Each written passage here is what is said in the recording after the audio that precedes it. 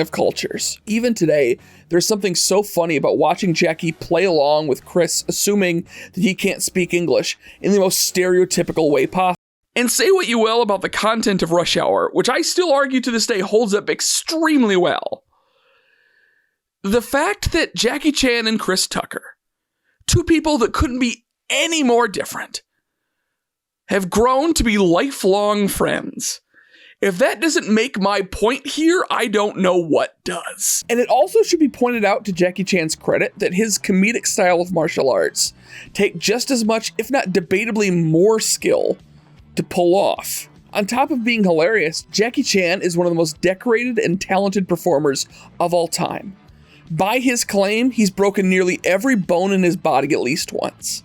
And despite both that and age slowing him down as the years have gone on, it didn't slow him down enough to not be one of only a handful of actors on the planet to have starred in over 100 films across the world. And can we talk about Jackie Chan Adventures, one of the greatest celebritoons ever created, featuring an all-star cast of characters and beautiful animation, and the villains were top-notch.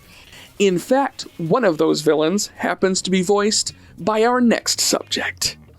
Let's talk about James Hong.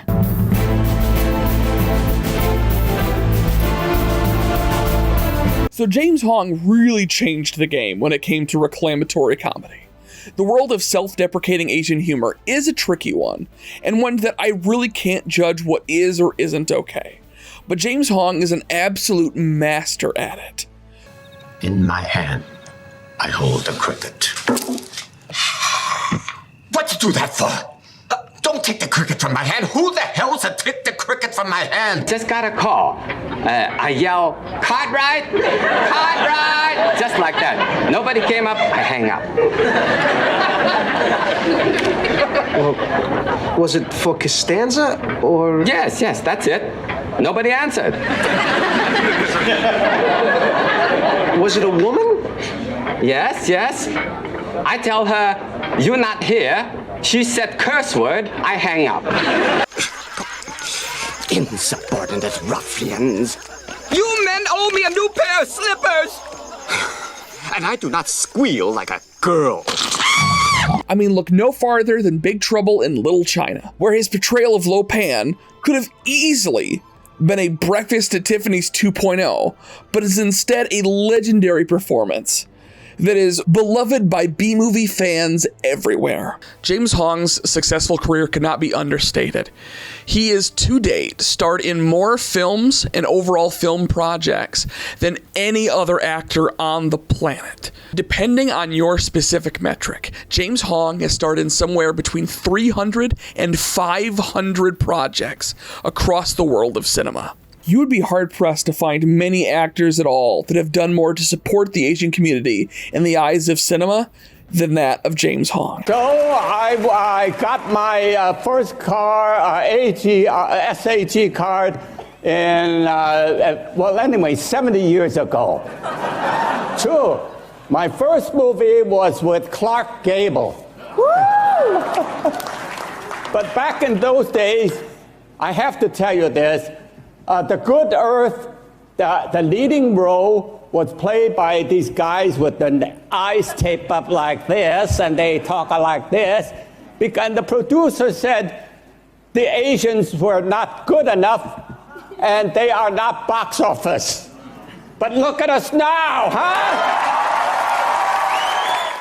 However, while Jackie Chan and James Hong are two of the biggest leading legends in Chinese comedy, there was a trio of Asian stars that changed the world. When I made the Jacob Wysocki Effect, I had a lot of people suggesting all varieties of different people that they wish that I would have covered. But there was one name that far and above more people suggested than anybody else. And the farther I looked into them, the farther down the rabbit hole I went. So allow me, all this time later, to finally fix that oversight. Let's talk about Sammo Hung.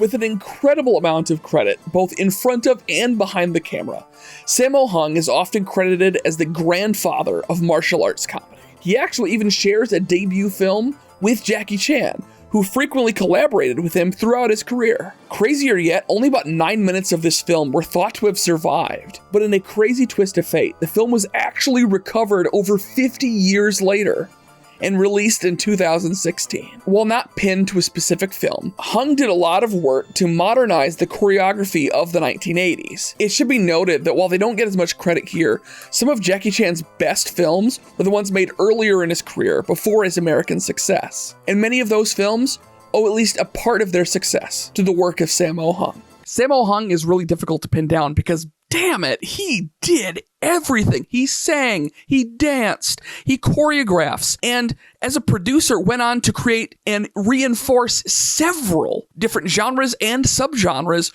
across Chinese cinema. One of the more famous ones that he did, if I can pronounce this correctly, is the jiangxi genre, which, to put it into layman's terms, is essentially the equivalent of the Chinese vampire genre. But I should discuss the reason the people wanted me to bring this up in reference to Jacob Wysocki is the fact that on top of being able to lampoon and reinvent a lot of his comedy based on his Asian heritage, Sammo Hung also made fun of his own weight on many occasions as part of his overall comedy repertoire. Also, in a lot of his projects in which he would show his appreciation and revelry for his colleague Bruce Lee, who he worked with on the film Enter the Dragon. In fact, he loved Bruce Lee so much that he made his own version of Enter the Dragon, starring himself as a parody version in order for him to pay homage to his hero, with his own version of Enter the Dragon called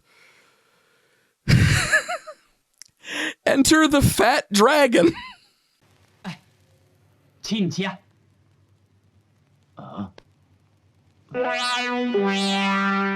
唔似啩？唔似咩？你自己揀啦。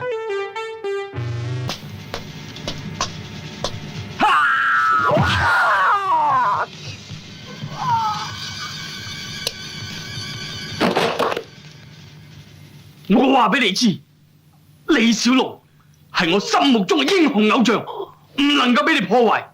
如果你想學佢，就要用多啲腦。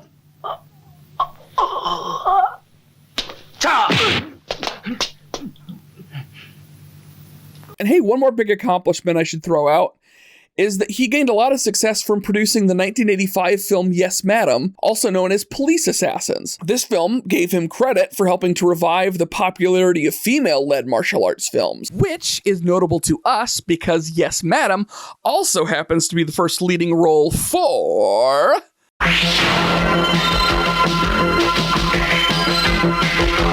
Michelle Yeoh is a perfect example of how someone can be so incredibly talented and yet somehow be so underrated at the same time. While she may be a household name to some people, she's one of those people that while you may not know her by name, you definitely know her work. On top of her work in Yes, Madam, Michelle Yeoh has starred in all sorts of roles across multiple genres. Memoirs of a Geisha, Tomorrow Never Dies, The Mummy, Tomb of the Dragon Emperor, Kung Fu Panda. So with it being so difficult to narrow down who I wanted to talk about, the reason I chose Michelle Yeoh was because I think that she is a perfect example of the fact that in a lot of different ways, the best time, at least for a long time, for Asian women in Hollywood is right now. The reason that I think that is because more and more we're getting bigger and better stories being able to be told from the perspective of Asian creators. With the modern explosion of the Asian entertainment industry, we are seeing storytellers that have never gotten the true opportunity to tell the kind of stories that they want to tell, and the results have been absolutely astounding. And someone like Michelle Yeoh, who has spent an entire career in Hollywood making the best out of some amazing performances, unfortunately still very much under the control of white media, have now gotten the chance to star in some roles that have absolutely changed the game in Hollywood. Roles like Everything, Everywhere, All at Once. My God, if there was ever a film mentioned in this review that I did not have time to talk about, it's that one. Michelle Yeoh is someone that I am so excited that after decades of working in Hollywood, I feel like has finally been able to show the world how amazing and talented she is. And while I'm happy that she's getting her flowers now for Everything Everywhere, and while she has received accolades in the past, it should be acknowledged that she has a variety and well-spanned history of work that deserved flowers decades ago. But better late than never, and I'm excited to see what else she brings. So I've got one more person I want to talk about, but before I do, I have a few honorable mentions. I mean, one of them is honorable. Most of the other ones are dishonorable, and one is, well, we'll see when we get to it. So are you Chinese or Japanese?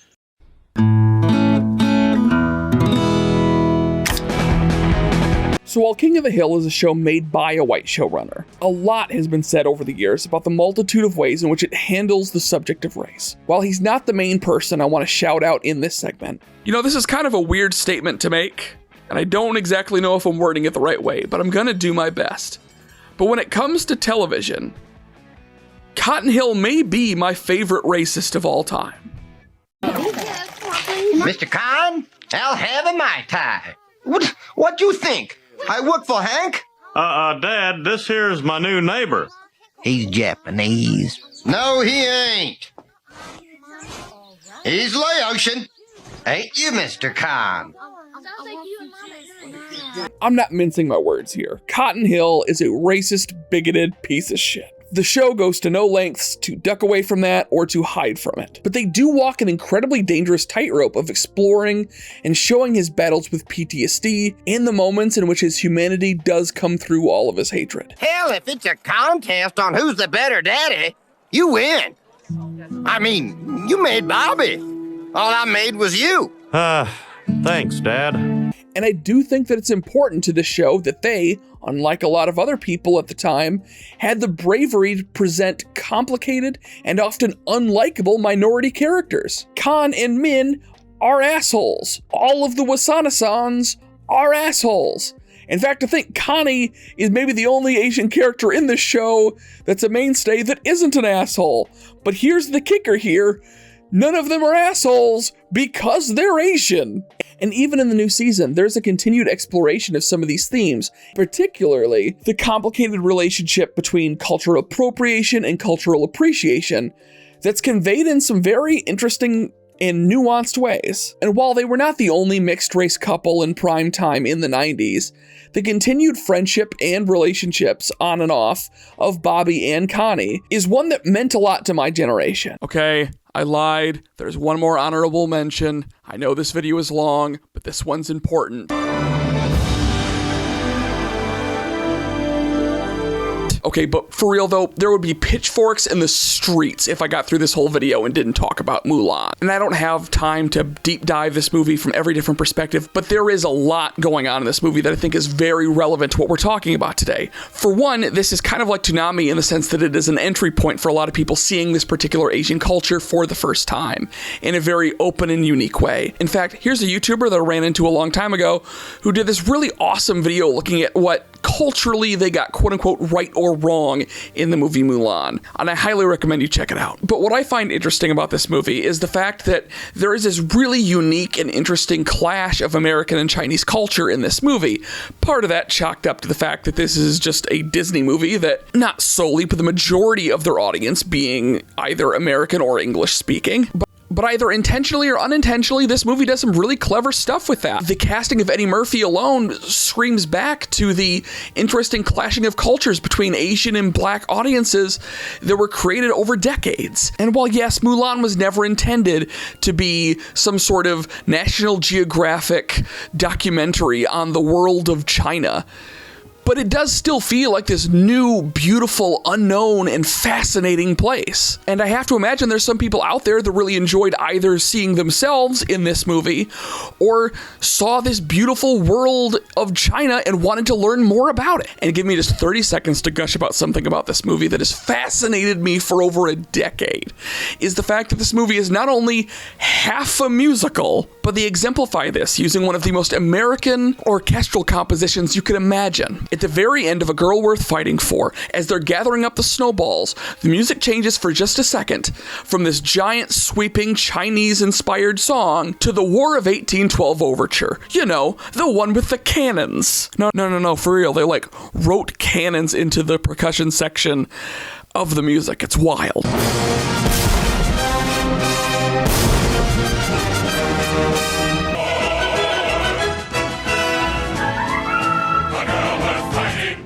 And when the song ends and they see the village, that's it. We're done. No more musical, no more fun times. We are in a drama. Well, I mean, a comedic Disney drama, but you get my point. Now, if you look at the LGBT aspect of things, we get into a little bit more of a death of the author situation. Not really like death of the author in the J.K. Rowling kind of way, but in the we're looking definitely past authorial intent here. If I ask myself honestly, did the creators of Mulan intend any kind of gay or trans allegory in their creation of this movie? Honestly, I don't think so. But you cannot tell me that this movie was not dissecting, making fun of, and offering criticism of gender roles and gender expression in both comedic and dramatic contexts. I mean, sorry you had to see that, but you know how it is when you get those manly urges, and you just gotta kill something. And even then, not all art is literal. Not all intention is made by the artist. And that doesn't mean that a lot of people aren't going to get something that wasn't technically intended in the piece. Who cares if the director was thinking about gay or trans people when making this movie? I can't imagine being an LGBT person, either in the closet or out of the closet, watching this movie for the first time and not feeling something when you see Mulan look into that mirror and say that phrase, "When will my reflection show who I am inside?" Okay, we get it. You really like Mulan. Do you have anything negative to say about the movie? Yes, actually. In the third act of the film, when Mulan has to scale the palace with her brothers in arms, the fact that Shang just gets to take a pass on doing drag is one of the biggest audacities in the history of cinema. And I'm only kind of joking here, because it actually would work really well with the themes of this movie. Then the most masculine character in the movie would have to put aside his gender roles and see things from the other side for a change, even for a comedic bit. I mean, it's hilarious watching Mulan do the machismo voice. Wouldn't it be just as funny seeing Shang do the opposite? In fact, with Shang eventually coming to court Mulan, I think she'd actually respect him more for it if he did it. And you can't tell me he wouldn't do it. Shang is a man who above all else will serve his country. And if the life of the emperor is on the line, he will serve cunt. Okay, think I got that out of my system. On the dishonorable list, I quickly want to talk about South Park. And while yes, I think it is cool that South Park is trying to angle themselves against the Trump administration, it's really despicable to me that after 20 years on the air, that these guys who consider themselves to be at the pinnacle of comedy still think that the same edgy, stupid, broken Asian accent joke is still the height of comedy. And then there's Saturday Night Live.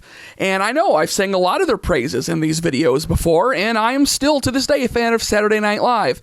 But that doesn't change the fact that SNL has had their own terrible history of Asian representation. Speaking of their actual representation, did you know that SNL did not have a single Asian descent cast member on their cast until 2009 in season 25 with Nasim Pedrad? And then only then ever had their second Asian cast member in Bowen Yang in 2018 in season fucking 44. And even worse yet, it took me so long to make this video that Bowen Yang has announced that he's leaving the cast. So ain't that swell? You know, I like to think of this as a positive video series, and I never thought there would come a day where I felt obligated to do a quote-unquote negative segment, talking about the effect of someone that I truly hate, that I think that is just bringing bad into the world, objectively. But if I'm going to talk about Asian racism and racism in total, and I'm going to talk about bigotry and racist face paint and all of that, there is one person who, in good conscience, I absolutely feel that I have to talk about. So let's talk about Rob Schnieder.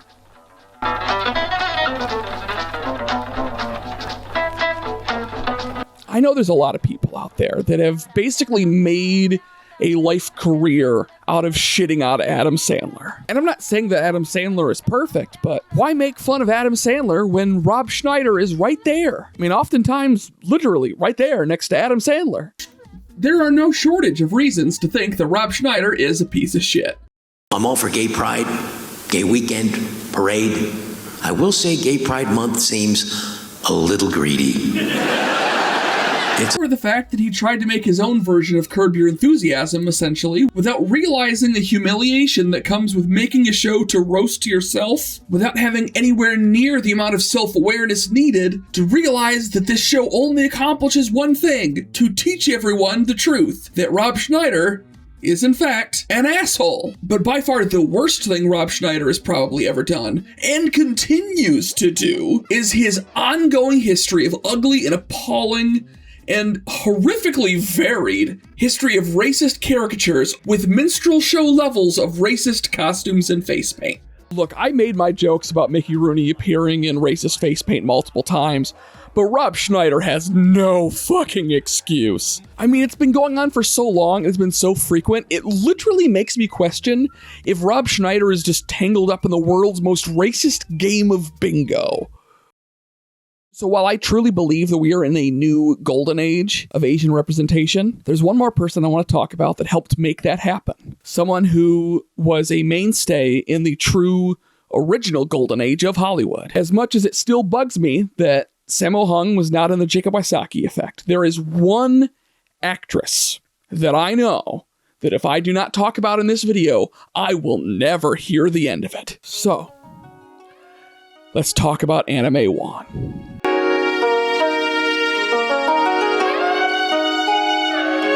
May Wong is one of those people that I get more and more fascinated with the longer I research.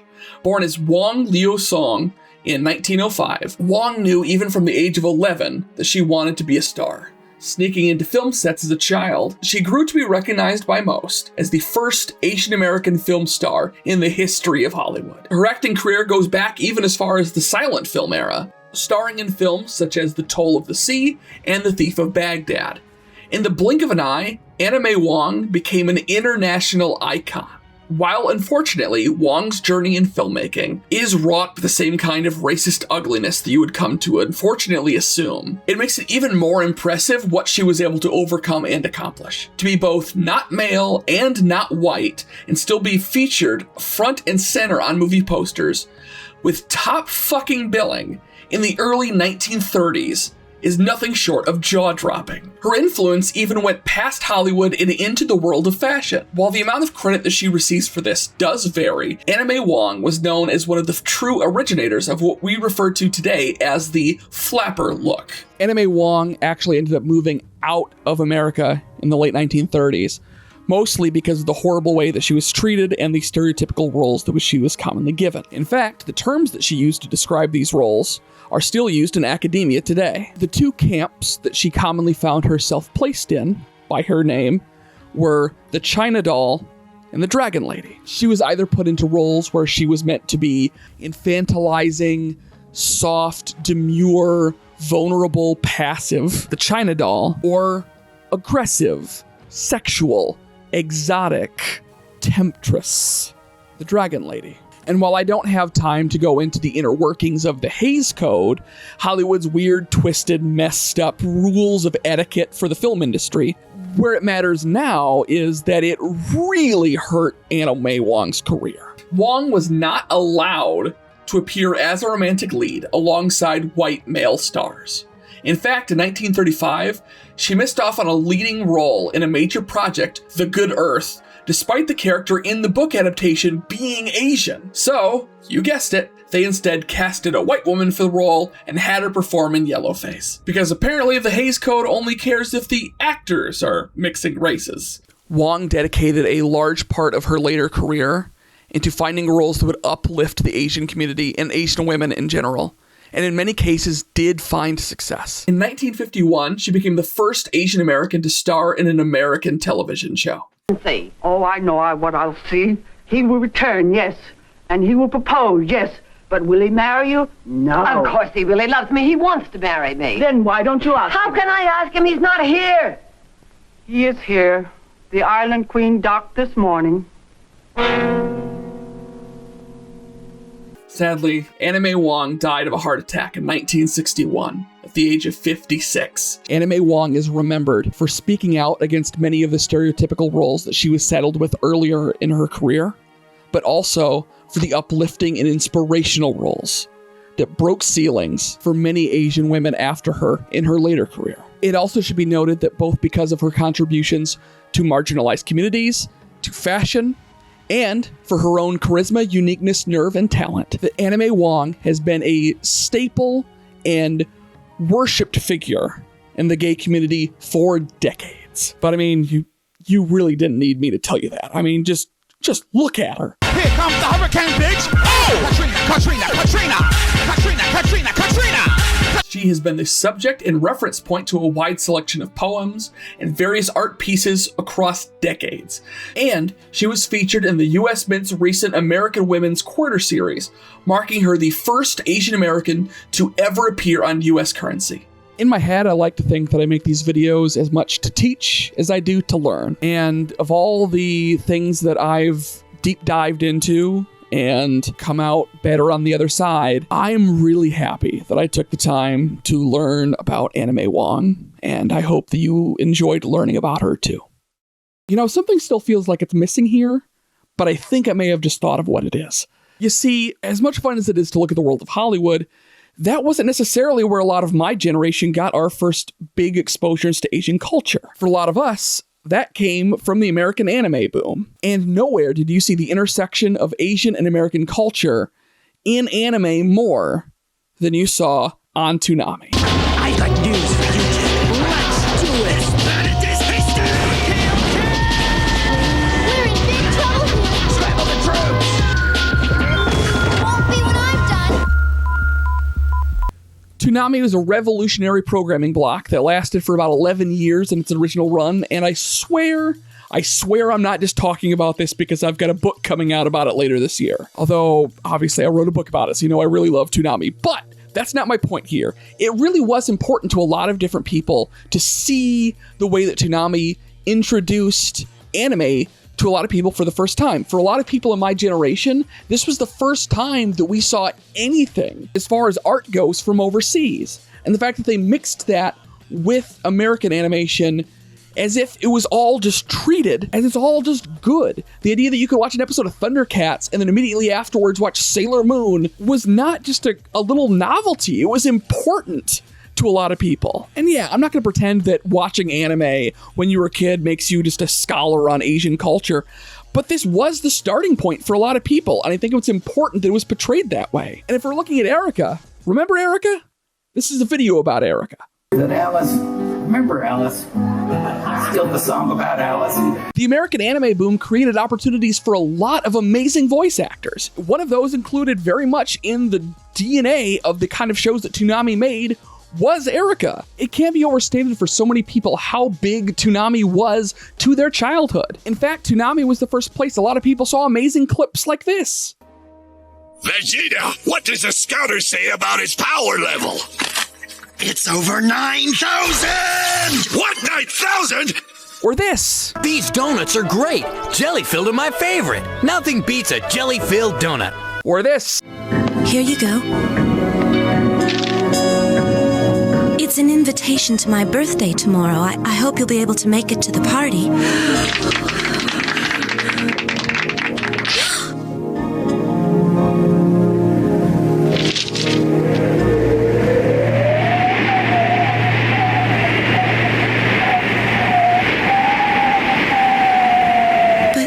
But why?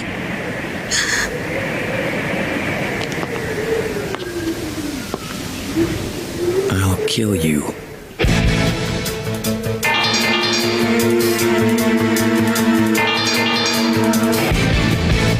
That last show was Gundam Wing, by the way. And while everyone sings the praises of Dragon Ball Z, it should be noted that Gundam had more screen time on Toonami as a franchise than any other show Toonami ever aired. Which is super important because not only does Erika Ishii love Gundam, but it was important to their early career. Today, I have a proposal for how best the government can spend its tax dollars in a way that will benefit the country, nay, the world. The United States government should build me, Erika Ishii, a Gundam. Fun fact, one of my first roles in voiceover was a lead in a Gundam movie. That rocks. Yeah, However, I'll be back soon. Rest well, Father. power over time itself. I will have it. Only then. And yeah, we're about to get into a discussion about the queer community, but there's plenty of that's super important from Toonami too. The fact that for a lot of people, maybe because of just cultural changes, that they saw a guy acting more effeminate than they're used to, or a woman acting more masculine than they're used to, that meant a big deal to a lot of different people. For my generation, you couldn't throw a stone and not run into one lesbian who watched Sailor Moon as a kid and changed their life forever. Of course, don't take that literally. I shouldn't have to say this. Don't throw stones at lesbians. I need to make that clear. And it should be noted that in modern day, when not shackled by being considered children's entertainment, they're able to say exactly what they feel needs to be said on subjects like Black Lives Matter and AAPI hate. I stand by the fact that Toonami may in fact be one of the most important blocks of entertainment ever aired. And I know that it changed a lot of lives and changed a lot of childhoods. Now, normally this would be the part of the video where I'm talking about the history of Asian representation in tabletop games. But the reason I've kind of chosen to do this instead is because, well, the answers are pretty much the same. TTRPGs or Toonami allowed Asian people to see themselves in media for, in many cases, the first time, and that overall exposure is great and amazing and did a lot of good? Yes. Did a lot of other people take all of the wrong lessons from that, and there's stuff in both Toonami and in D&D that is Asian related that trickles into some very bad territories and is overall bad for the cases we're making here? Absolutely. Don't you have some friends your own age? Someone to drink with? Maybe a girlfriend? And waste my seed on a common harlot? Not likely. When the time is right, a maiden will be delivered up to me.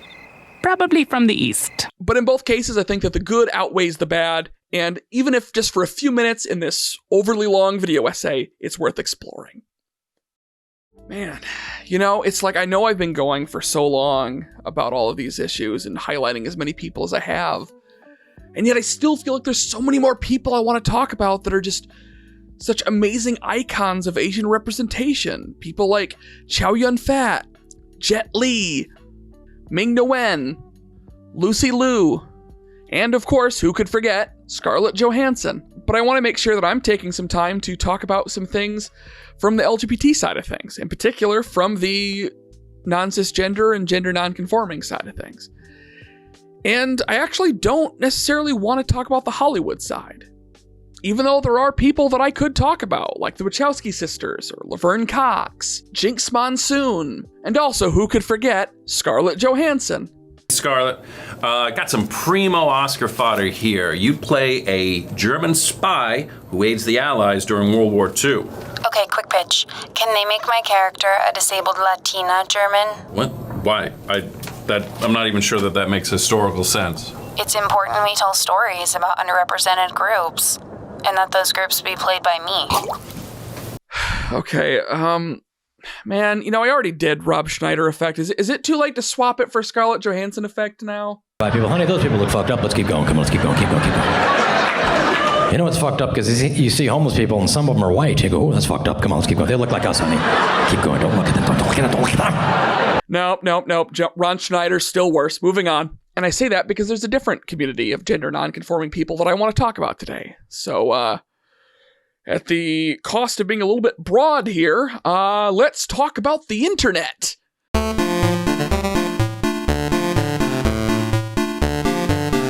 I'd be lying to you as a small-time YouTuber that I don't realize the power that comes with the internet and its ability for marginalized people and for just little old nobodies like me to send out a message to the world that people actually get to see. Because of the overall collaborative nature and community nature of the internet itself compared to other mediums, we have opportunities to give spotlights to so many amazing gender non-conforming creators. So without going into a deep dive, allow me to just rapid fire some of my favorite people. Jessie Gender, PhilosophyTube, Cecily, Coke Francis, and of course my favorite video game critic turned professional wrestler, James Stephanie Sterling. And I'm not going to say that everything on the internet is great. In fact, a lot of the internet is an absolute dumpster fire.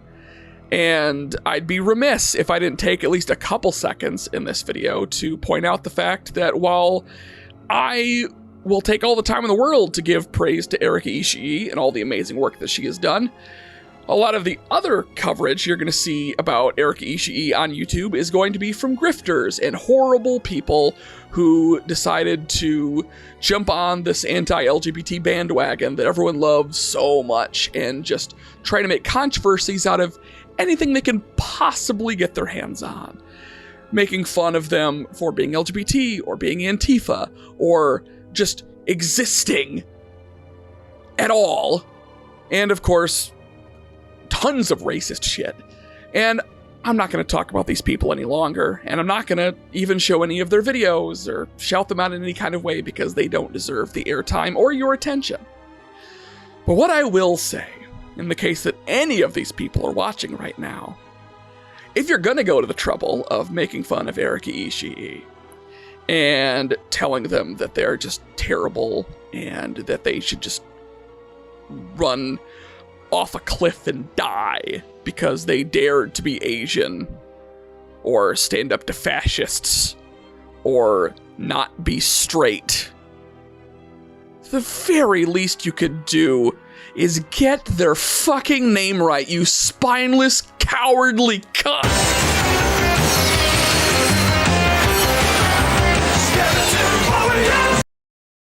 I feel like I'm almost ready to move on, but I feel anxious because I feel like if I could just find one person that ticked every single box tying back to Erika and these subjects of background, that it would just tie everything so great together. Somebody who is Asian, non-cisgender, successful in their field, and familiar to the overall Dropout community. And I think I've got it. But to do that, you'll need to excuse me for just 1 second. I have to grab my glasses. Yep, that's right. Shaved my whole damn beard just for this one joke. I am nothing if not committed to the bit. Although on a related note, I really hope I did not forget to record anything. Foreshadowing is a literary device in...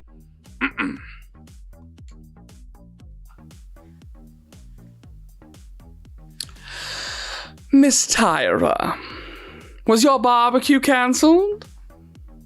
Your grill is fucked. Watch me be bad, Jujubee bad, Jujubee bad, Jujubee bad, be bad, Jujubee bad, Jujubee bad, Jujubee bad. While not without its many controversies, it is impossible not to talk about representation, breaking the bounds of gender, and also not talk about RuPaul's Drag Race, either on purpose or by accident. Faults and all, when it comes to mainstream quantity of representation for LGBT people, with a newfound emphasis on the T, mind you, nobody comes fucking close. And even then, in the ocean of fan favorite performers, you could not make a Mount Rushmore of RuPaul's Drag Race without the empress that is Jujubee. I just need a drink till I can feel the pain, cause your lies broke my heart so hard, got me defeated. I don't wanna love again no more.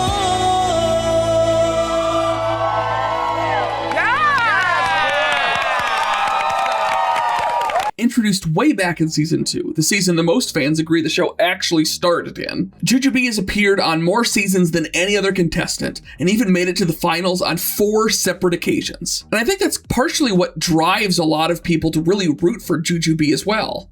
While obviously having this much time on TV has given her a chance to really get her flowers, narrowly missing the crown that many times really gives you an always the bridesmaid, never the bride kind of feeling. And just when you think that Drag Race would be the only venue in which Jujubee would get to shine so brightly, the world of Dropout opened up to drag in a big fucking way. Was that bitch? Can I go invisible right now? Ellie, you are a loose cannon. Boss ass. Kill her! Kill her now!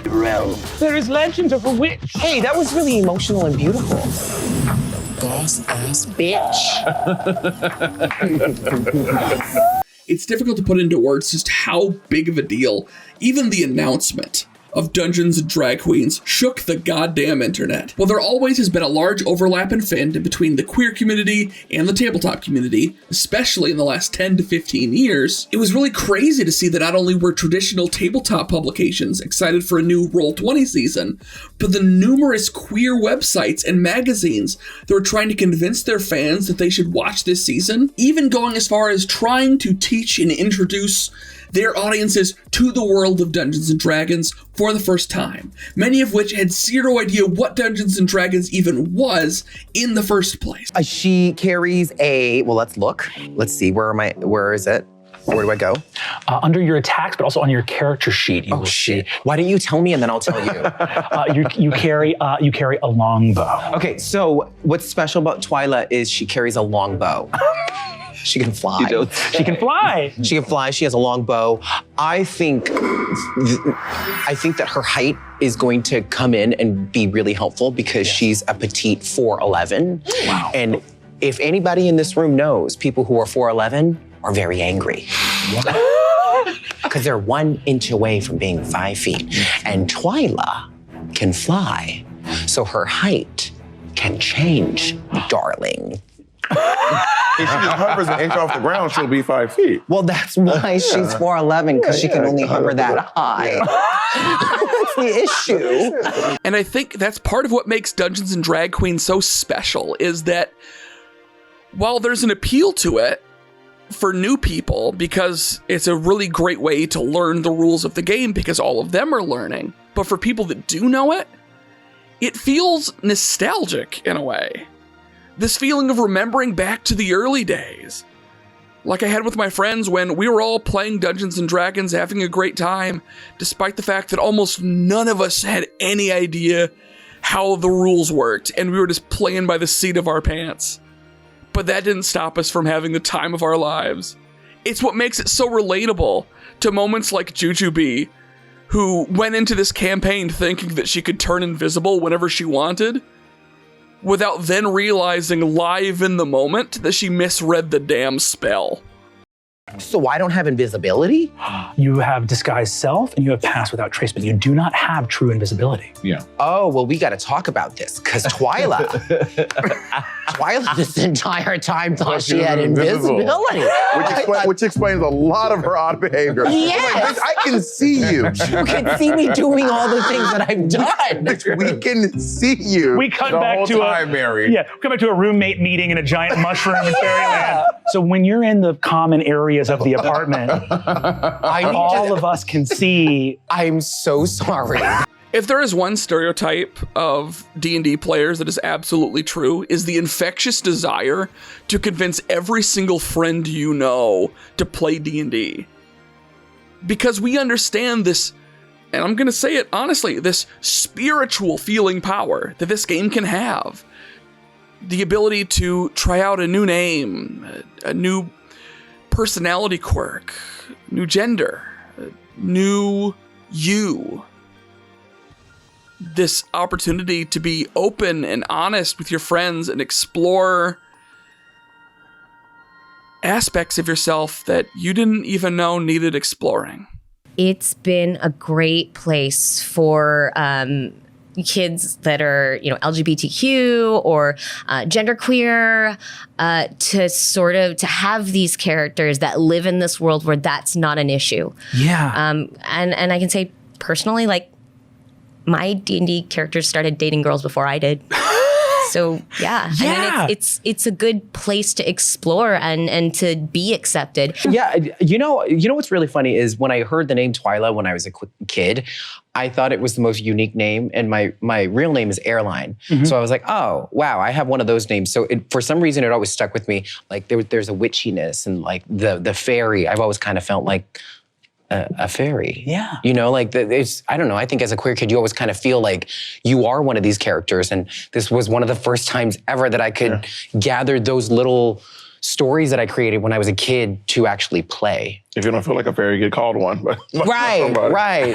Hi, fairy. Hey, fairy. And nowhere does the healing power of D&D and the impact that it can have on you shine brighter than in the story of Buddy Bear. I don't care. I may be a fairy and tiny and everything, but you don't fuck with me and my friends. So I'm gonna summon a beast that's gonna be a helpful forest creature to come and aid me and us. Incredible. Am I playing this right? You're playing it perfectly. This fucking rules. Twyla, is there a type of beast that Twyla tends to call on for aid from the woodland realm? Any kind of beast. Any kind of beast? A cat tree. A cat tree? Yes. What's a cat tree? That's a beast? All of you see, first you're like, oh, something's like trapped in that hedge. And then you see that, nope, the hedge is moving. A snarl of tree limbs, briars, thorns, with blossoming jasmine all throughout its body forms into a saber-toothed tiger. This massive panther with these huge thorns for fangs and leaps from the wood line. Wow, the poetry. It goes back to the top of the order, which is, of course, it's me. It's Twyla. And guess what I'm gonna fucking do? Guess what I'm gonna do? Are you gonna kill her? Oh, I don't think I'm gonna kill her, but I think my buddy bear is gonna show up and I'm gonna say, you know what, buddy bear? I'm summoning your big cat tree ass and I'm gonna have you shove this bitch into the abyss.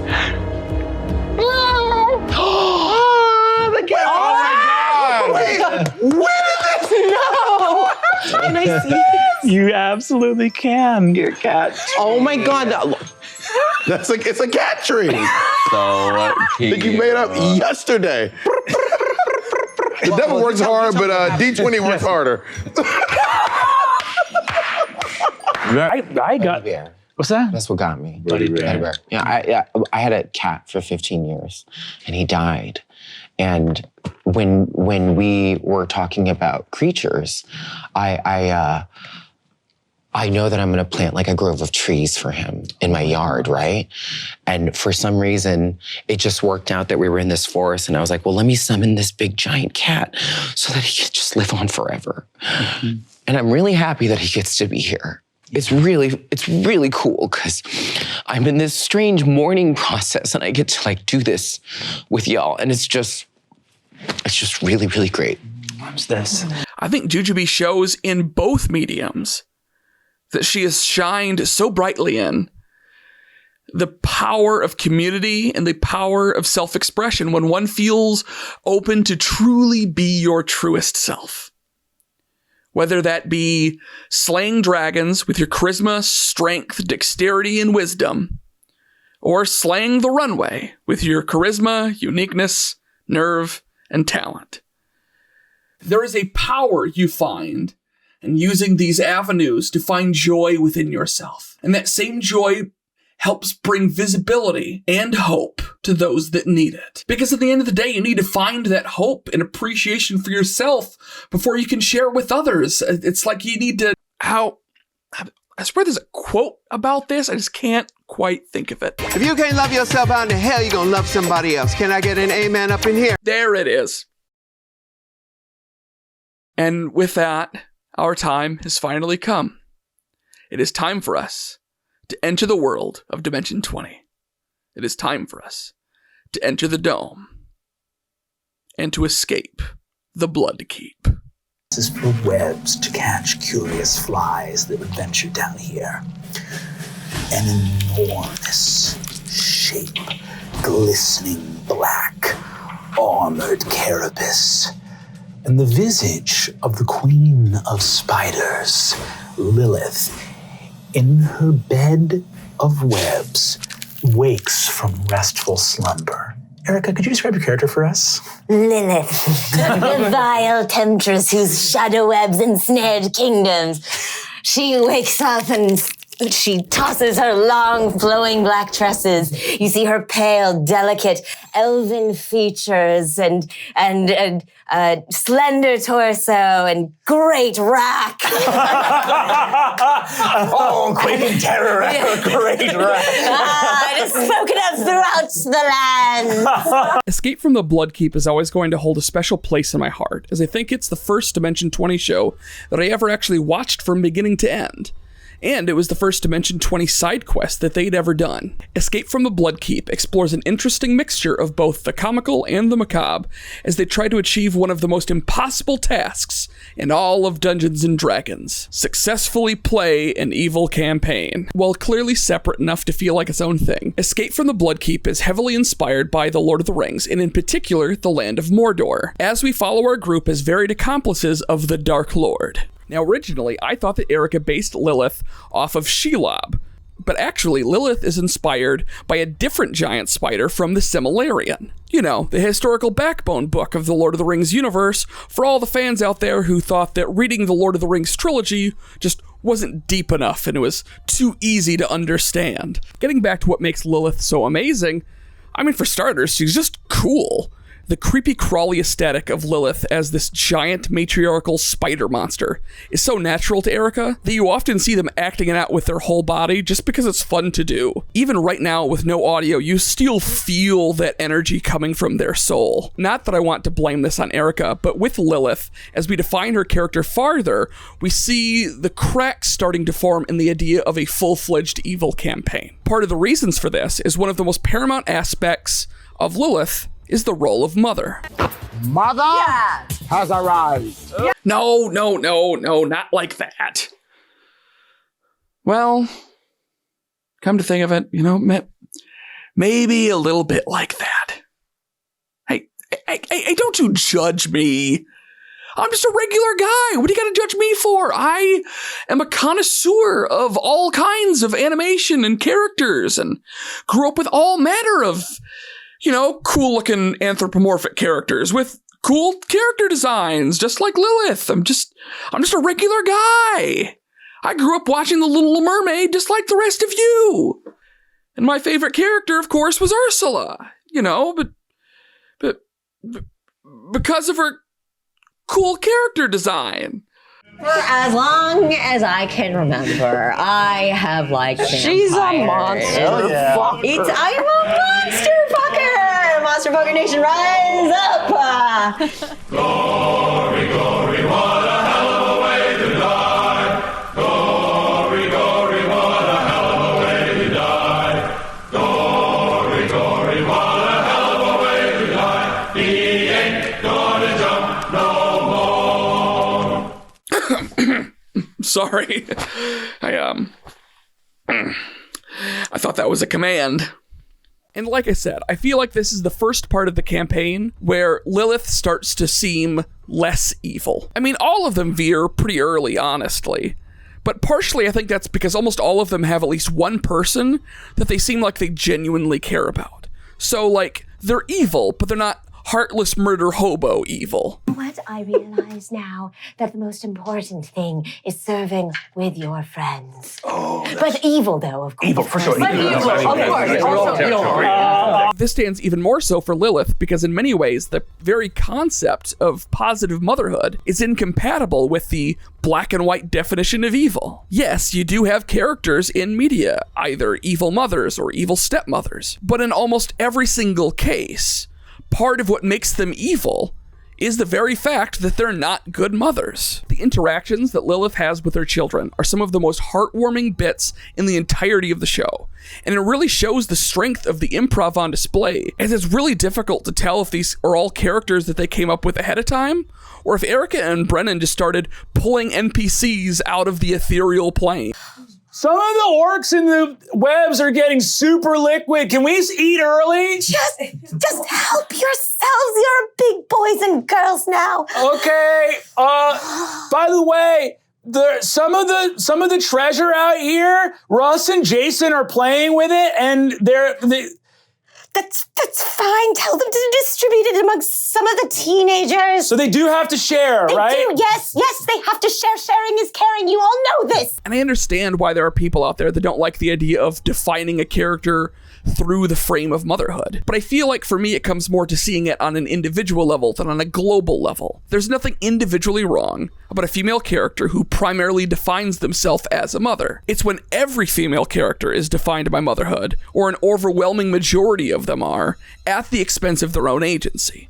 That's when it becomes a problem. Meanwhile, Lilith is a mother, but she is also fiercely self-reliant and independent.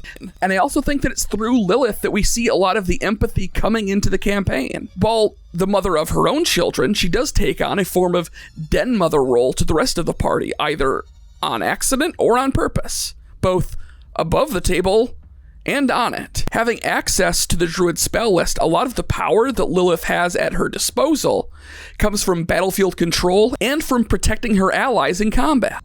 And even with playing an evil character in an evil campaign, you still see Erika's energy of wanting to help and support everyone shining through. Because just like it is in real life, that sense of caring is contagious. Sharing is caring, you all know this! It even works the same way with her children, where a nat 20 from one of her kids on a roll that mechanically really didn't matter was one of the most iconic rolls of the entire game. Yeah, John looks at you and says, ooh, double pants. You see, the trend begins. You see that? So I'm gonna roll a craft fashion check for Jessa. Let's see how good Jessa does. And because she was a design major, I'll let her roll with advantage. So we'll roll 2 dice here. Ooh, that went.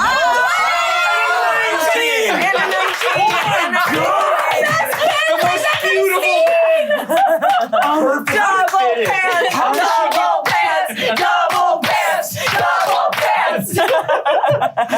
How did she spin with the color already intact? Oh my god. You see Jessa does the most incredible work you've ever seen. Avinash is in this beautiful, like, it's like, it like straddles the line of like a coat and a robe. It's like a partially open-faced robe with like a shirt, pantaloons under it. These like spider silk walking slippers. And you see— There are floral patterns woven in like autumnal colors. You see that John Feathers has like this beautiful, rich, like corduroy brown spider silk suit. And he's got like little cuffs with like cufflinks that are made out of like chitinous spider carapace that like Jessica kind of like peeled some like peeling like spider spikes off. And so he's got a full like suit jacket, tie, shirt, pants, and he doesn't have shoes on his talons, but he does have like spats. So he's got like, the tops on the talons. You see John Feathers. Oh my god. He's like, I'm gonna be very real. I look good. And later on in that campaign, another one of her children put themselves in harm's way. A character that had hardly any lines in the entirety of the game, and yet the tension of seeing if they will live or die is absolutely heart-pounding. You turn your head to look at the floor. Open up. Hobbit steps back. You see Jason. Look at him. Stop messing with my mom! No. Web.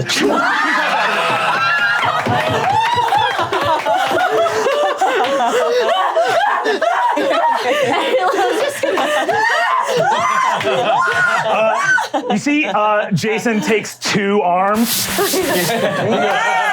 Say more than that, Mom. Come on, give me some credit.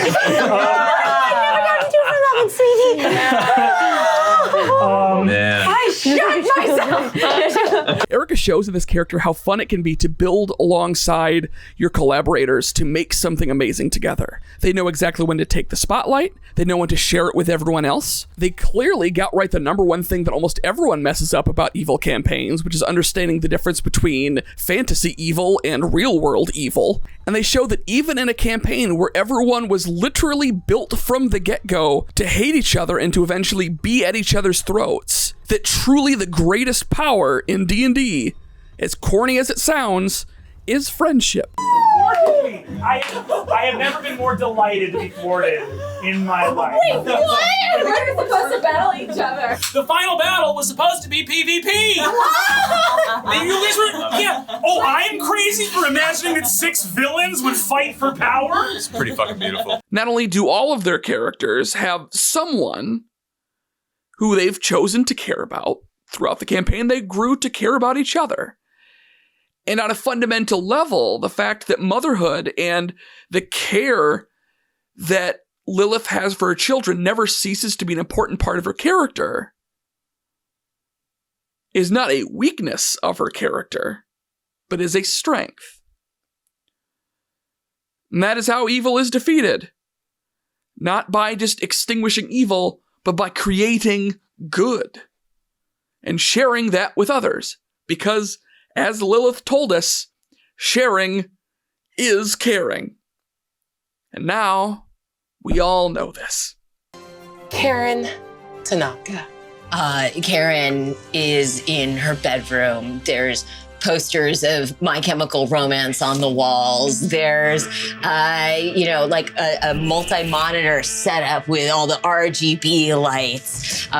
She is currently typing furiously, responding angrily to some tweet from somebody else in the Steven Universe community.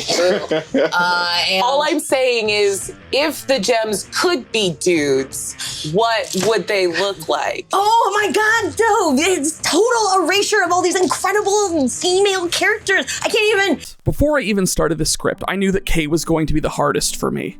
They are definitely one of the most complicated of Erika's characters, and by far the character that has the most change and development throughout the course of the game. Misfits and Magic is the first non-Brennan-led season, and the first non-D&D season of the show, taking its primary influence both inspired by, surpassing, and occasionally lampooning the Harry Potter series. For me, I'm just like so into Harry Potter, but also, can I say fuck turfs? Fuck turfs. Can I say fuck turfs? Fuck turfs. And it is, I still maintain though that there is so much in there that resonated with a lot of us misfits, a lot of us kids that wanted magic and really believed in it. And I will never let that part go, but fuck turfs.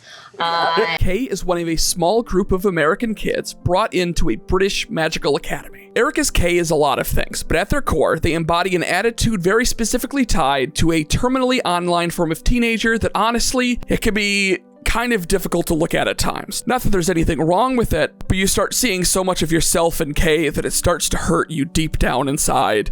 You sitting at home, who is maybe in fandoms of your own, if you feel like super hard called out for it, just know that I too am one of you. Yeah. I too wrote fan fictions and have a weakness like the shirt that I wore in the first episode. This is I made this. So, this is a thing that I sell because I also love sad boys. At the very start of the show, we see Kay very much at their most performative. Not in the sense that their way of dress or way of acting is not natural to them, but from the introductory elements of the school, Kay finds themselves at a crossroads, trying to deny any kind of gender role that is pushed on them, without also trying to say there's anything wrong with those things for other people, if that's the kind of thing they're into. Hold on, wait, what the fuck? Hold on. Wait, what? Okay, what is it gonna be like last time when you pulled it out? No!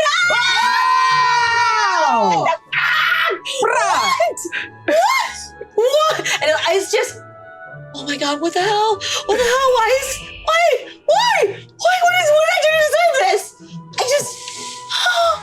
That's not twisted at all. Like that's super not twisted. Yeah. Yeah, that's sort of just delightful. This is not whimsical. Whimsical. What am I saying? I look like the gendered aisle at Target. Sorry, that one got me. But I don't.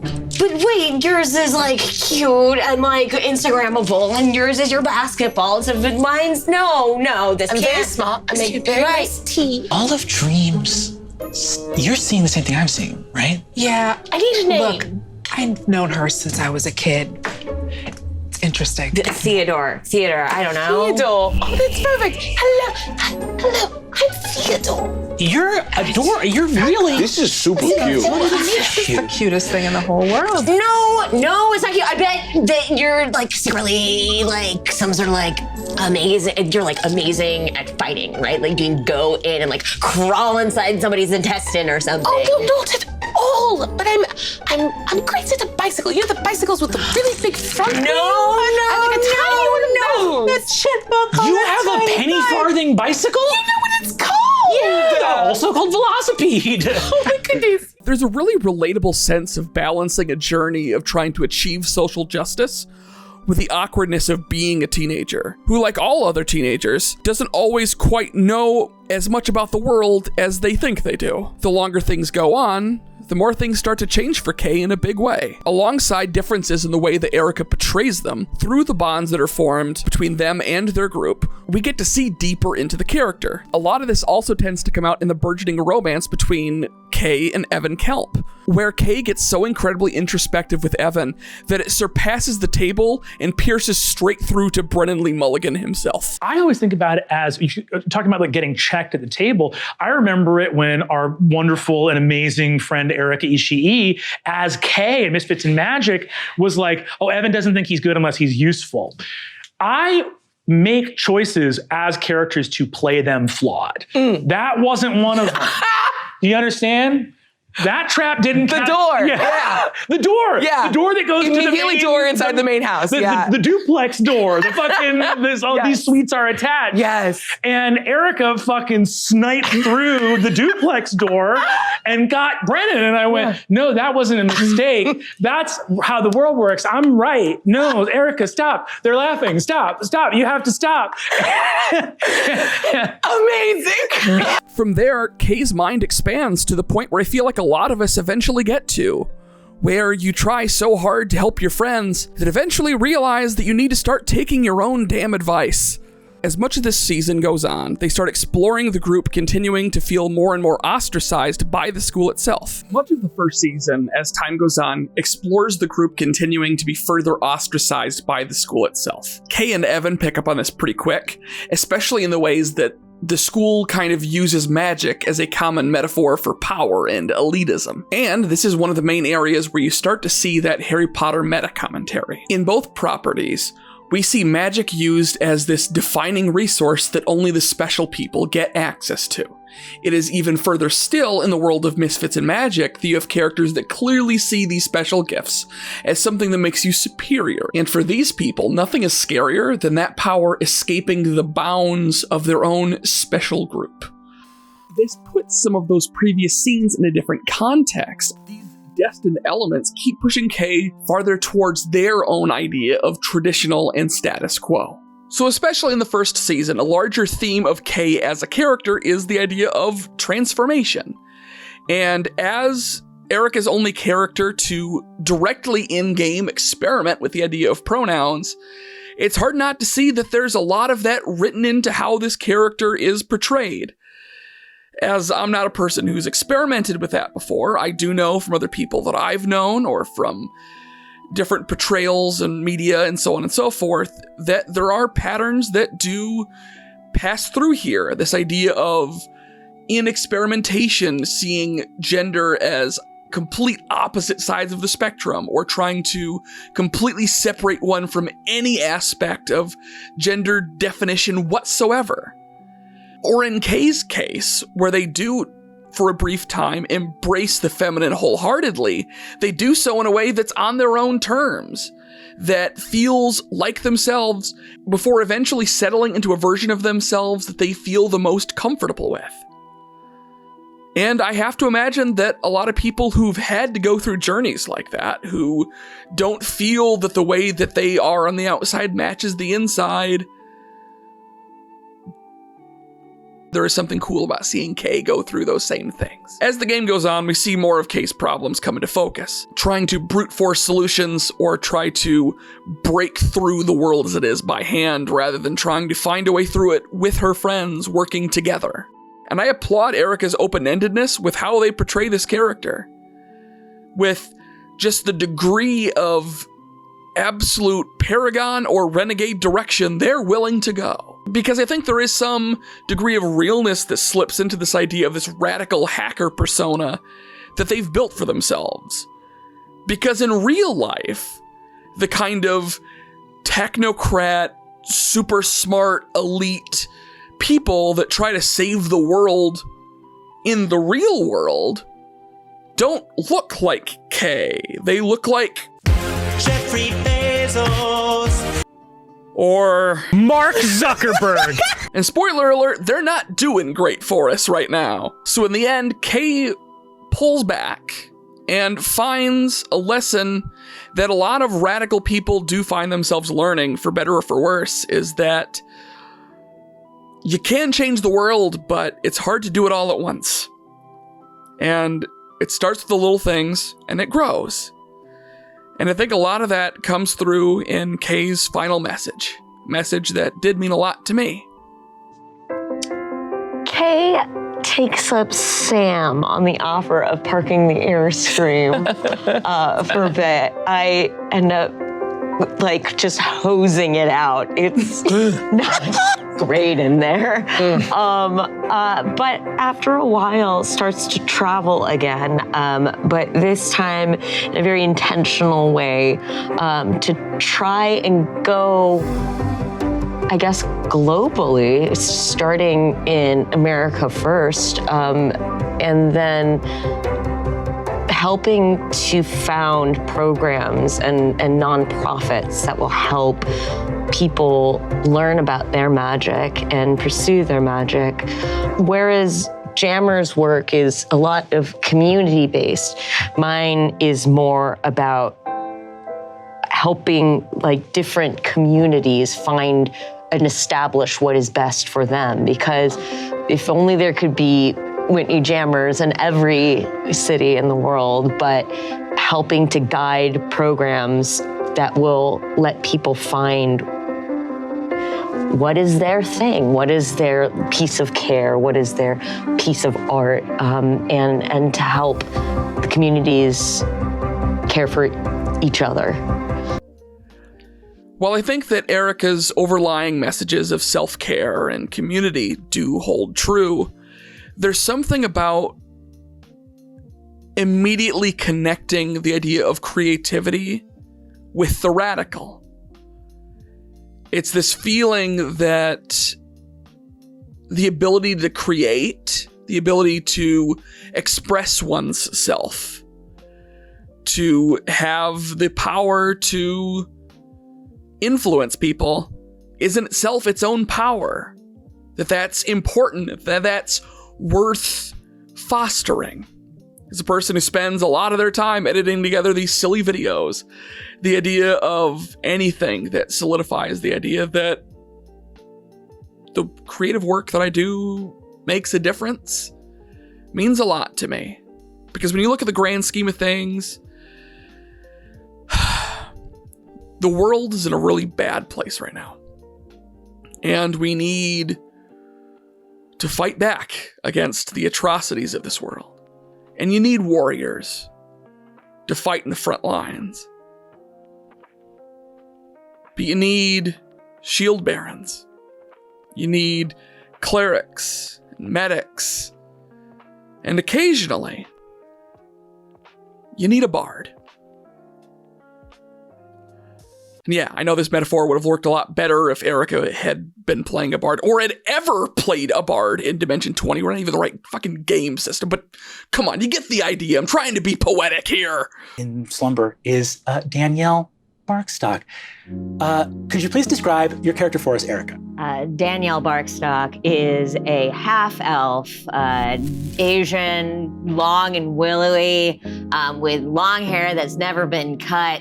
She's wearing sort of like a midsummer style, like a Scandinavian tunic dress. But instead of flowers in her hair and on the dress, it's all like mushrooms and ferns and like those little trendy moss balls that you see in bistros.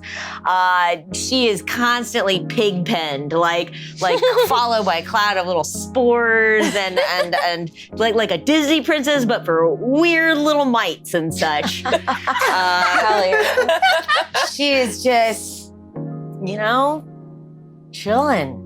The 7 truly is a special season of Dimension 20. It almost feels like the D&D equivalent of one of those old school treehouse clubs where there's just this big no boys allowed sign on the side. Well, I mean, Brennan's still here to DM, but you get the idea. Taking on a different perspective on the world of Spire, the 7 follows an adventuring party of magical maidens who go on a grand adventure, not only to bring order to the spreading chaos that's interrupting their graduation, but navigating the all too familiar struggle of friends friends growing up and worrying that friends will eventually drift apart. Erika plays Daniel Barkstock, a young druid who definitely feels a little bit more on the hippie side of your typical druid stereotype, but, with a little sprinkling of anarchism mixed in, as a treat. And while all of her friends care about the way that they are potentially drifting apart, Danielle takes this to the point of emotional self-destruction. In the case of Danielle Barkstock, we see yet another varied perspective of what it means for Erika taking on a role as a protector. Although in many ways, Danielle shows that sometimes the best defense is absolute relentless offense. This is running off. And migratory pattern? Yeah. A flock of geese. Yes. With the stats of raptors. Touches down. Just they swarm the displacer beasts behind them. You want to go ahead and make 16 attack rolls for me with advantage real quick? So what's going to happen is this. We're actually going to move on. You're going to roll. Yeah. You take a half hour. You figure out what your geese are doing. Well, yes, it is true that Danielle leans on a lot of the nature-loving hippie aesthetics. It's less stand-by and vibe kind of hippie and more the respect the planet and my friends or I'll knock your fucking teeth in kind of hippie. Like I said, a little bit of anarchism as a treat. It is the very nature of a game of D&D to break characters out of their comfort zones. But for Danielle, this is even more pronounced. She has no inherent desire for violence, but oftentimes adventurers like these leave you with little other choice. Of course, as we have hinted several times when either dealing with Kay or Danielle or Erika themselves, there's a much more nuanced definition of violence that we're talking about here and where that is justified. But that's a video for another day with a much bigger scope. For Danielle, one of the hardest things for her to learn is the importance of self-love and self-preservation. She becomes so obsessed with taking care of others and making sure everyone else is happy, she stops advocating for her own happiness or sense of self. And this also puts back into spotlight one of the biggest angles of Erika's characters that adds a lot of dimension: age. While Lilith's age is kind of nebulous, in the case of Danielle, Kay, and a character we're going to talk about in a little bit here, age makes a huge difference in their overall perspective. It would make sense that Erika's two youngest... Actually...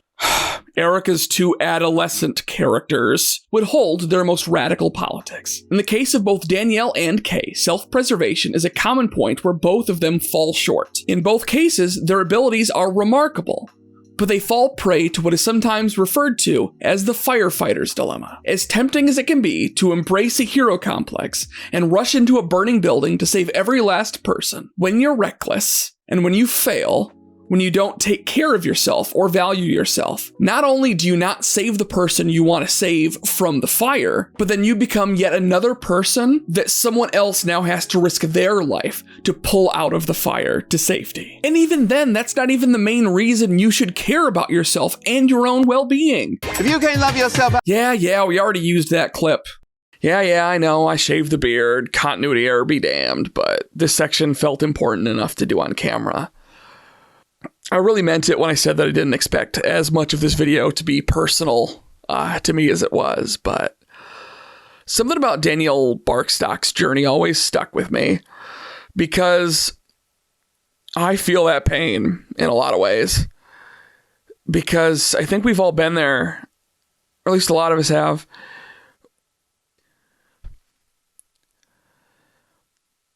How many people you went to high school with are you still friends with? 10? 5? I have maybe 5 or 6 that I would definitely still call my friends. As far as ones that I'm still in constant contact with, 1. And if you expected that 1 to be L, unfortunately, you'd be wrong. You know, it makes sense if I had L here, if I'm doing this whole video, that growing up with a friend that was gender nonconforming and Asian, that I'd bring them on and see what they had to say, but I can't do that. we haven't talked or been friends in about 7 to 10 years. There was a partner of theirs who decided that they were going to tell a bunch of lies about me and told Elle that for one reason or another, whether it be race or sexuality, that I had a problem I wasn't willing to admit, and that I would never be able to truly accept them as they were. And I'm not going to lie, it hurts being called a bigot, even if you know it's not true. It hurts worse when your friend believes them. And I think about that a lot of the time, about fighting for your friends. And if I fought hard enough, that my allyship wasn't strong enough, that if I would have been more outspoken about how okay I was with who they were, that it wasn't just something I just kind of sat on, if I was more open, if I was more proud, if I was more upfront that I was okay with who they were, that I was happy with who they were. My perspective on allyship and friendship and what it means to be good changed a lot based on losing that friendship.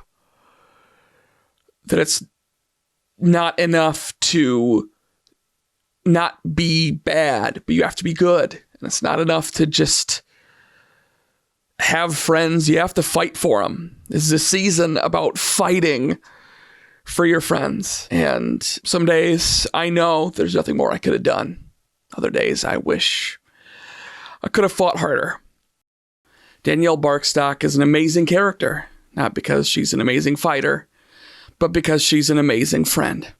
And I think we all can hope to have people in our lives who will fight for us the way that Danielle fights for her friends.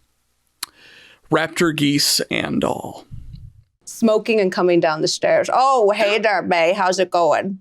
What does she see? She bumps into a young woman, stunning, classical, gorgeous good looks, regal with long black locks piled atop of her head, wearing a gown that is the height of 1850s fashion, and wrapped in furs. And she looks at her a bit disdainfully. What's cooking, May? Oh, well, I was just gonna watch the performance downstairs. Oh, yeah, we got a real firecracker down there. We gotta get you on the stage sometime, I feel like. Really? Me? No, stop it. You go on. Go on, though. I did play in New York, in the Times Square. Oh, sorry. I got distracted there a second. I mean, come on, look. I know the stereotype of Dimension 20 fans that we're all just ultra thirsty and we're just always just so obsessed with how hot all of the D&D characters are. But I mean, come on, she's playing a Victorian, old school Hollywood, Betty Boop gothic vampire. I mean, at that point, to me, you're basically just selling blood to a, well, you get the idea. Coffin Run is a Dimension 20 season like no other, and Erika Ishii's character is absolute delight. What I find so fascinating about May Wong as a character is that there is this feeling of a two sides of the same coin in Erika's portrayal, doing some very deliberate, in some cases intentionally subversive stuff with preconceived notions of a character like this. And on the other hand, Erika shows in theme with this season that sometimes you just have to go fun first and show that not every single character, especially characters dealing with issues of representation, they don't necessarily have to be so serious all the time. So potentially breaking down some degree of intent, let's start with Erika's voice for May Wong, as this is one of the few times where it can be said that Erika truly is, quote unquote, putting on a voice for a Dimension 20 character. It's interesting too when you're, because you know so much about acting and everything is you feel it and you just kind of find it, but then also technique-wise, you have to think about what's sustainable for you, both in terms of vocal health and sustainability. Like, can I keep that voice up the entire time? Unfortunately for everybody at the table, for May, yes, I can. I can do a Lena Lamont like all day long. Don't you remember I told you there's a microphone right there in the bush? Yeah. You have to talk into it. Well, I was talking, wasn't I, Miss Dinsmore? Yes, my dear, but please remember round tones. Pierre, you shouldn't have come. Pierre, you shouldn't have come. Yes, my dear. Yeah. So what you and Lou are like the fucking monarchs of a huge vocal choice.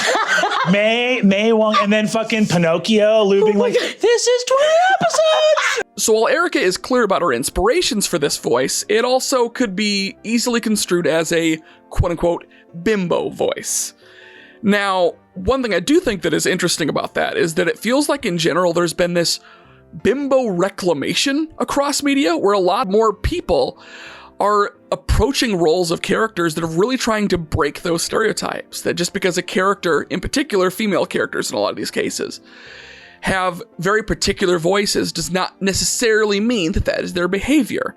A character talking in a high-pitched voice or acting bubbly does not mean that they are stupid, and a character talking in a lower voice and acting sultry does not necessarily mean that the character is sexual. As much as I love Jessica Rabbit, there is a reason why one particular line in that movie has led to an entire generation of ace people claiming Jessica Rabbit as an ace icon for the ages. I'm not bad. I'm just drawn that way. May Wong takes a lot of inspiration from the Hollywood starlet aesthetics of early Hollywood, and in particular, as her name would suggest, takes a significant amount of inspiration from Hollywood starlet Anna May Wong. And as talented as the real-life Anna May Wong is, Erika's portrayal in this role does show off the idea that, unfortunately, when representation is so incredibly sparse, specifically for starlets of that era of Asian descent, that merely getting a chance to be another one is kind of an important and valuable character decision. On the other side of that coin, Coffin Run is just a fun fucking romp, man. Erika and the rest of this cast sell themselves hard into this ridiculous premise and just dive headfirst into the chaos and campy gothic galore, and then you blink and the season's over. And as much fun as it is, it's not a long season, and it's not a deep season per se, but it's a lot of fun. Now, Coffin Run, either intentionally or unintentionally, puts May Wong and Erika Ishii in a bit of a rock and a hard place situation that a lot of marginalized actors have dealt with over the years. This idea of the unintentional, overly serious or overly sacred nature of representation at times, where because marginalized people are given less opportunities to experiment and to just be wacky and out there and try things, there feels like there can sometimes be an undercurrent obligation to portray things in a certain way that is more serious. And I think a good way to put this together and to explain this is by looking at two different films, real quickly, from a different perspective, not from Asian cinema, but from indigenous cinema. Let's talk about Blood Quantum and Wild Indian. Wild Indian is a psychological drama that follows the adult lives of two childhood friends who, after a tragic event, take on extremely different paths in life. And to say any more would be spoiling the hell out of the movie. Is the impact of indigenous culture both in front of and behind the camera adds a remarkable amount to both the quality and depth of the film in ways that mainstream Hollywood would never be brave enough to make. Blood Quantum, however, is a schlocky, out-of-control horror movie that imagines a zombie apocalypse where, for whatever reason, indigenous people are the only ones not affected by the zombie plague. Both of these films are amazing, but one of them feels more like something you'd see out of a film festival, and the other one feels like something you'd watch in a drive-in. And this is where the nuance starts to get a little bit more complicated. Because while it is important to have representation that displays the complexities of one's culture and the generations of lived experience that accompany it, sometimes it's okay to just make some silly, ridiculous, out of control, and fun art. To be clear, I love the hell out of Wild Indian, but it would be incredibly unfair or dangerous even to culturally only allow indigenous peoples to make films like Wild Indian. So yeah, in a way that kind of helps put it into perspective. While something like Misfits and Magic may be considered more of a Wild Indian, at least on the whole, Coffin Run definitely is a blood quantum. And if I may say so, a damn good one at that. And regardless of what direction that they are asked to go in, one thing is for sure, Erika is going to give one hell of a performance. Ava, where are you and Tula right now? We're in her burrow and it's mammalian grooming time. Being actively licked. Interesting. You normally don't get a chance to do it because you're always so busy with those two lovely children of yours. I love my grandchildren. Ava, go ahead and describe yourself. I am snowy white. I have a hunched form that's bent almost double, and I usually use a large bone to get around and assist myself. It's got a little knob at the end that's very good for paw sizes.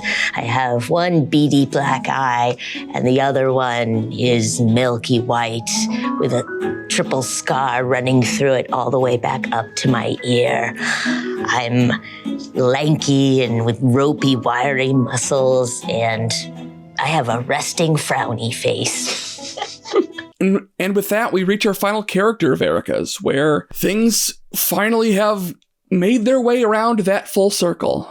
From where we started with Lilith serving mother, Ava is serving grandmother, an admittedly tougher task, but I think Erika's up for the challenge. So as you could probably predict I was going to say, Burrow's End is quite a different kind of season. While we are still playing Dungeons & Dragons, everyone in this campaign is playing stoats, a carnivorous mammal of the mustelid family, being as it is a cousin of weasels, skunks, and badgers. While the exact inspirations vary from player to player, the main campaign seems to take its main inspiration from beloved anthro-adventuring stories of the past, like Watership Down, Once Upon a Forest, and The Secret of Nim. Also, fun fact, apparently Ava is the Latin word for grandmother. Erika, say it with me now, portrays a character with a very protective role, but portrayed in a unique way. At the beginning of this campaign, this protection comes less in the form of brute force or shielding,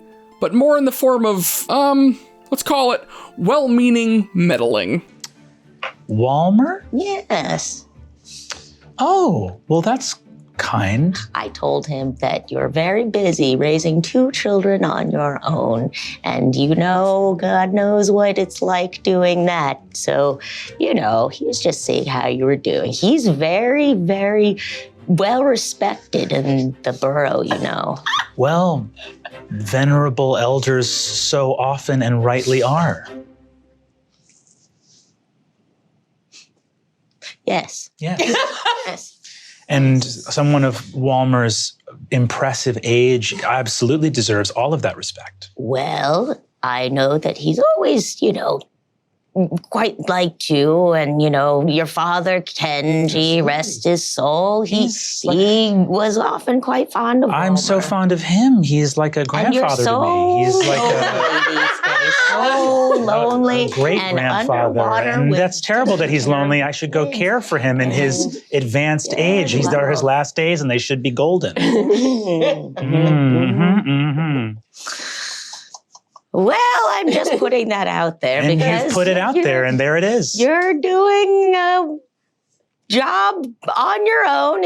You're certainly doing your best. You're doing your best. Tula, I need you to give Our idea of this campaign being comprised entirely of a multi-dimensional family is a stroke of genius. Whether it be from storytelling or from culture across the world, the archetype of the overbearing and protective elder is nothing new. Where the dimensionality comes in for Ava as a character is less what she is, but why she is that way. What seems on the surface is a very simple character, Ava quickly shows that much of what makes her character tick evolves not only from a sense of experience, but a great deal of it from past trauma. Ava lost her husband to a human truck and carries with her not only the guilt and loss of her husband, but of her previous litters that had not made it this far. Now, as overbearing and stuck in her ways as Ava can be, and as much as she loves her family, the only thing that she cares more about than the love of her family is their survival. There does linger the question of how this old grainy stoat is going to fight, and the answer is actually quite similar to how she roleplays Ava. Significantly scarier than you would think at first glance. And I straighten myself up to my full height.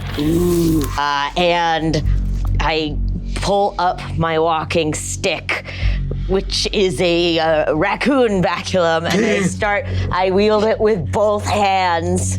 And I fly into a rage. Yes. And as I fly into a rage, fanning out from me are the spirits of all of our dead foremothers, generations of powerful stoats that fan out in spectral forms and surround this creature here. The idea of using Ancestral Guardian as an embodiment of generational knowledge and wisdom, calling upon those loved ones lost from a long life, is hauntingly beautiful not only in concept, but in execution. I don't know if this is just me, but the first thing I thought of when she used this power was the scene of the ancestral spirits from Mulan, but like, imagining if then they all got over their comedy bits and then went to war. We can all be acupuncturists. No, your great-granddaughter had to be a cross-dresser. That one didn't age quite so well. This comes to a head in episode 7, where after watching her daughter Tula jump in harm's way to do everything that she can to keep both her children and her mother out of harm's way, often putting themselves in danger, they are met with a similar irony as Ava sacrifices herself to save her daughter. I go and I grab her. Then what kind of check would you like me to make to hang on? I think you can hang on, but I think you've got to make a call here. You can get her to safety because you see that this square is turning and there's a bit of railing, but you're not both gonna run back. So you can either try for a very difficult check for both of you to leap off, very difficult check, or a slightly easier check to get your daughter to safety. Oh, I'm gonna wang her up there. Yeah. You can't just say wang. Now you can. You can. I think you just did. Yeah, fair. Tell it when I say wang.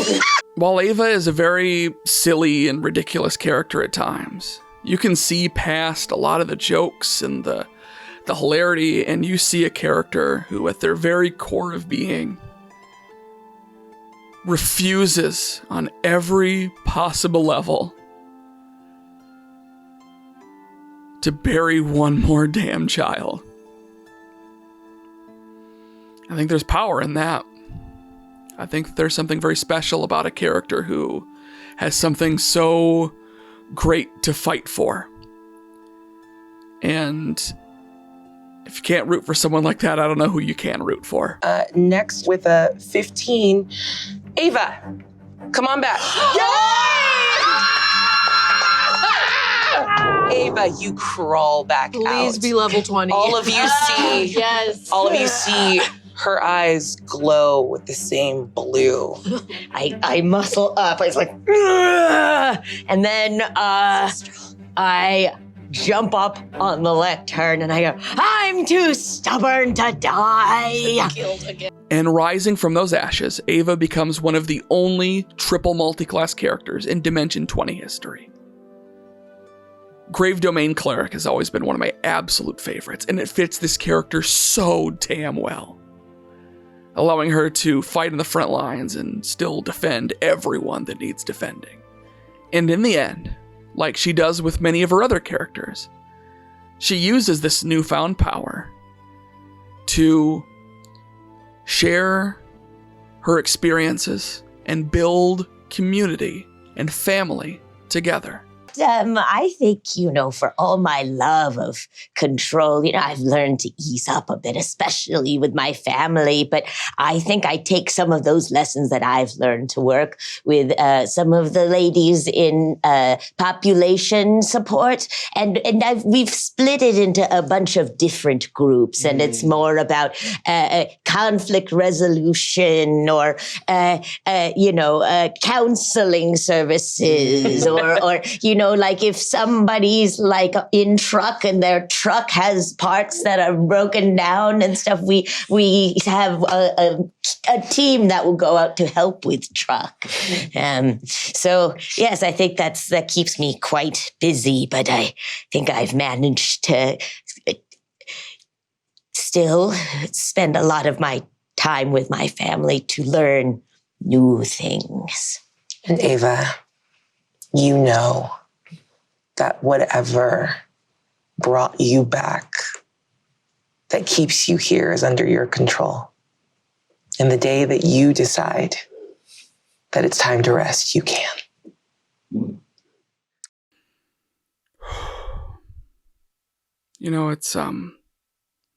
It's funny that seems like always something that gets in the way when making these videos. Something that happens that I can't prepare for, some mistake I can't change, or something like that. And this one's a little bit different. You see, originally, this was a segment I had all scripted out, talking about how there's a relatability to this idea of Ava as this unstoppable and just ever-spirited character, even in their old age, who is just too angry to die and fights on for their family to the bitter end, and how that relates to my family.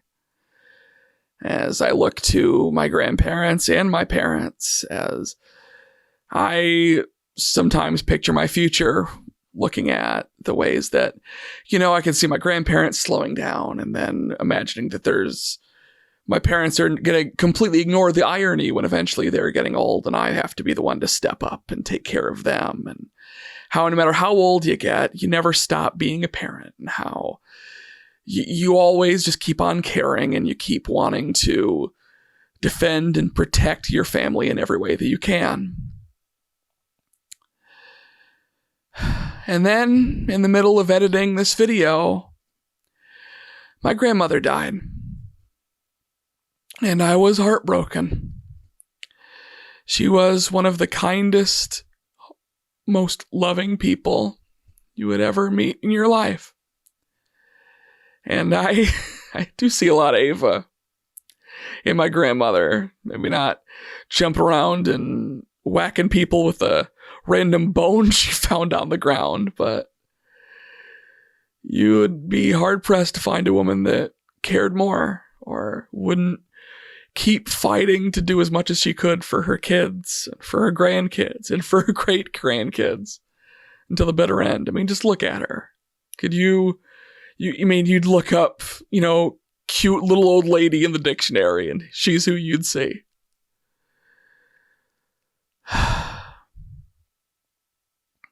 And so there's just something to that idea to me, that I feel that on a very personal level, and I didn't expect so much of this video to hit as personally as it does, but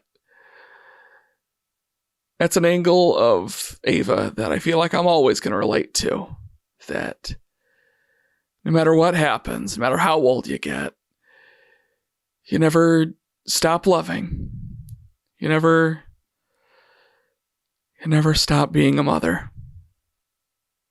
It's fitting to me that Ava was the final character we had to talk about today, because I feel like they're the one that truly shows how all of this ties together. Showing that community, if not family, inspires and heals and helps all of us grow together.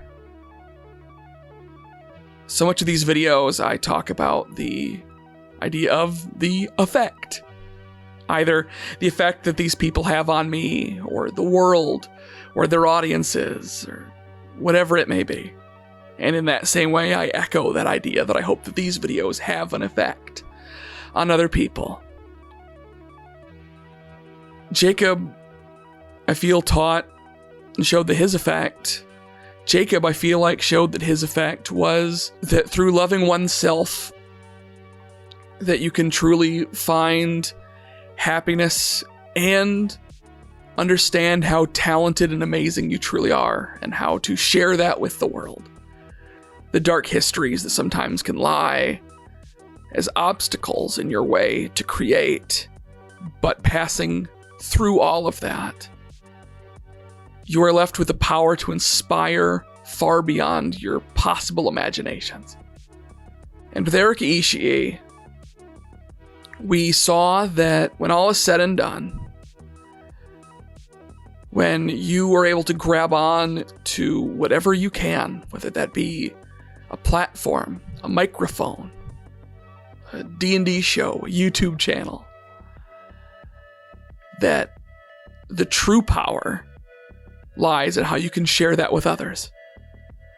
How throughout history, these groups of people that we've looked at, Asian or LGBT or combinations of the two, come together and fight together and work together to create something truly amazing. I know this goes without saying because this is a video about them, but I couldn't make this video without them. I couldn't have made this YouTube channel without all of the amazing people that inspired the world of Dropout. All three of the people we've talked about in these Dropout Effect videos are people who've tried to make a difference, tried to leave the world better when they exit a room than it was when they entered. In many ways, I feel like that's how this all does come together. The Jujubee Effect taught us that you can make a difference. The Lou Wilson Effect taught us that you should try to make a difference, and showed the impacts that that difference can make. And the Erika Ishii Effect, I hope, teaches us how we make that difference. And we make that difference together. We make it as a community. We make it as a family. That is the Erika Ishii Effect.